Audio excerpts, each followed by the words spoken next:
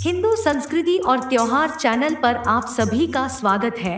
कैसे करें सोमवार व्रत की पूजा। सोमवार के दिन साधक को सूर्योदय से पहले उठकर सबसे पहले तन और मन से पवित्र होकर भगवान शिव के व्रत का संकल्प करना चाहिए। इसके बाद सबसे पहले गणपति की पूजा और उसके बाद भगवान शिव के चित्र या मूर्ति या फिर शिवलिंग को गंगाजल से पवित्र करना चाहिए। इसके बाद महादेव को गाय का दूध और गंगाजल फिर अर्पित करना चाहिए। महादेव को मनाने के लिए श्रावण मास के दिन शिव की पूजा प्रदोष काल में करें और उनकी प्रिय चीजें जैसे रुद्राक्ष, बेलपत्र, शमीपत्र, धतूरा, भांग आदि जरूर चढ़ाएं। पूजा की थाली में रोली मोली चावल, धूप, दीप, सफेद चंदन, सफेद जनेऊ, कलावा रखना चाहिए। पीला फल, सफेद मिष्ठान्न, गंगा जल तथा पंचामृत आदि रखना चाहिए। विधि विधान से शिव भगवान की पूजा अर्चना करनी चाहिए। गाय के घी का दीपक जलाना चाहिए। आसन पर बैठकर शिव मंत्रों का जाप करना चाहिए। सोमवार व्रत वाले दिन शिव चालीसा का पाठ करें और शिवाष्टक के पाठ को भी पढ़ना चाहिए। सोमवार व्रत कथा। एक बार किसी एक नगर में एक साहूकार था। उसके घर में धन की कोई कमी नहीं थी, लेकिन कोई संतान न होने के कारण वह बहुत दुखी था। संतान प्राप्ति के लिए वह हर सोमवार को व्रत रखता था और पूरी श्रद्धा के साथ शिव मंदिर जाकर भगवान शिव और माता पार्वती की पूजा करता था। उसकी भक्ति देखकर एक दिन मां पार्वती प्रसन्न होकर भगवान शिव से साहूकार की मनोकामना पूर्ण करने का निवेदन किया। पार्वती जी के आग्रह पर भगवान शिव ने कहा कि हे पार्वती, इस संसार में हर प्राणी को उसके कर्मों का फल मिलता है और जिसके भाग्य में जो हो उसे भोगना ही पड़ता है। लेकिन पार्वती जी ने साहूकार की भक्ति देखकर उसकी मनोकामना पूर्ण करने की इच्छा व्यक्त की। माता पार्वती के आग्रह पर शिवजी ने साहूकार को पुत्र प्राप्ति का वरदान तो दिया, लेकिन उन्होंने बताया कि यह बालक 12 वर्ष तक ही जीवित रहेगा। माता पार्वती और भगवान शिव की बातचीत को साहूकार सुन रहा था, इसलिए उसे ना तो इस बात की खुशी थी और ना ही दुख। वह पहले की भांति शिवजी की पूजा करता रहा।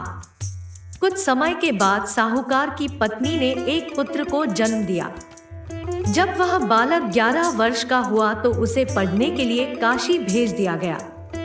साहूकार ने पुत्र के मामा को बुलाकर उसे बहुत सारा धन देते हुए कहा कि तुम इस बालक को काशी विद्या प्राप्ति के लिए ले जाओ।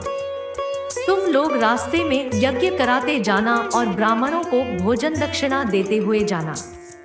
दोनों मामा भांजे इसी तरह यज्ञ कराते और ब्राह्मणों को दान दक्षिणा देते काशी नगरी निकल पड़े। इस दौरान रात में एक नगर पड़ा जहां नगर के राजा की कन्या का विवाह था, लेकिन जिस राजकुमार से उसका विवाह होने वाला था वह एक आंख से काना था।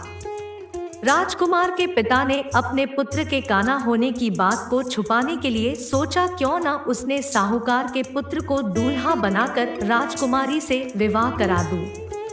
विवाह के बाद इसको धन देकर विदा कर दूंगा और राजकुमारी को अपने नगर ले जाऊंगा। लड़के को दूल्हे के वस्त्र पहनाकर राजकुमारी से विवाह करा दिया गया।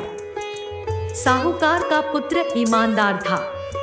उसे यह बात सही नहीं लगी, इसलिए उसने अवसर पाकर राजकुमारी के दुपट्टे पर लिखा कि तुम्हारा विवाह तो मेरे साथ हुआ है, लेकिन जिस राजकुमार के संग तुम्हें भेजा जाएगा वह एक आंख से काना है। मैं तो काशी पढ़ने जा रहा हूँ। जब राजकुमारी ने चुन्नी पर लिखी बातें पढ़ी तो उसने अपने माता पिता को यह बात बताई। राजा ने अपनी पुत्री को विदा नहीं किया, फिर बारात वापस चली गई। दूसरी ओर साहूकार का लड़का और उसका मामा काशी पहुंचे और वहां जाकर उन्होंने यज्ञ किया। जिस दिन लड़का 12 साल का हुआ उस दिन भी यज्ञ का आयोजन था। लड़के ने अपने मामा से कहा कि मेरी तबीयत कुछ ठीक नहीं है। मामा ने कहा कि तुम अंदर जाकर आराम कर लो। शिवजी के वरदानुसार कुछ ही देर में उस बालक के प्राण निकल गए। मृत भांजे को देख उसके मामा ने विलाप करना शुरू किया। संयोगवश उसी समय शिवजी और माता पार्वती उधर से जा रहे थे। पार्वती माता ने भोलेनाथ से कहा, स्वामी, मुझे इसके रोने के स्वर सहन नहीं हो रहा। आप इस व्यक्ति के कष्ट को अवश्य दूर करें।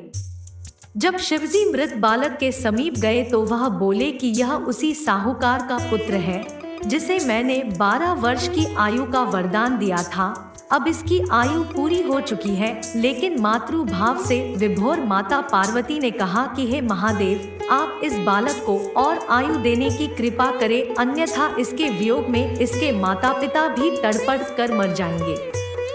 माता पार्वती के पुण्य आग्रह पर भगवान शिव ने उस लड़के को जीवित होने का वरदान दिया। शिवजी की कृपा से वह लड़का जीवित हो गया। शिक्षा पूरी करके लड़का मामा के साथ अपने नगर की ओर वापस चल दिया। दोनों चलते हुए उसी नगर में पहुंचे जहां उसका विवाह हुआ था। उस नगर में भी उन्होंने यज्ञ का आयोजन किया। उस लड़के के ससुर ने उसे पहचान लिया और महल में ले जाकर उसकी खातिरदारी की और अपनी पुत्री को विदा किया। इधर साहूकार और उसकी पत्नी भूखे प्यासे रहकर बेटे की प्रतीक्षा कर रहे थे। उन्होंने प्रण कर रखा था कि यदि उन्हें अपने बेटे की मृत्यु का समाचार मिला तो वह भी प्राण त्याग देंगे, परंतु अपने बेटे के जीवित होने का समाचार पाकर वह बेहद प्रसन्न हुए। उसी रात भगवान शिव ने साहूकार के स्वप्न में आकर कहा, हे श्रेष्ठी, मैंने तेरे सोमवार के व्रत करने और व्रत कथा सुनने से प्रसन्न होकर तेरे पुत्र को लंबी आयु प्रदान की है। इसी प्रकार जो कोई सोमवार व्रत करता है या कथा सुनता और पढ़ता है, उसके सभी दुख दूर होते हैं और सभी मनोकामनाएं पूर्ण होती है। बोलो ओम नमः शिवाय, ओम नमः शिवाय, ओम नमः शिवाय, ओम नमः शिवाय, ओम नमः शिवाय।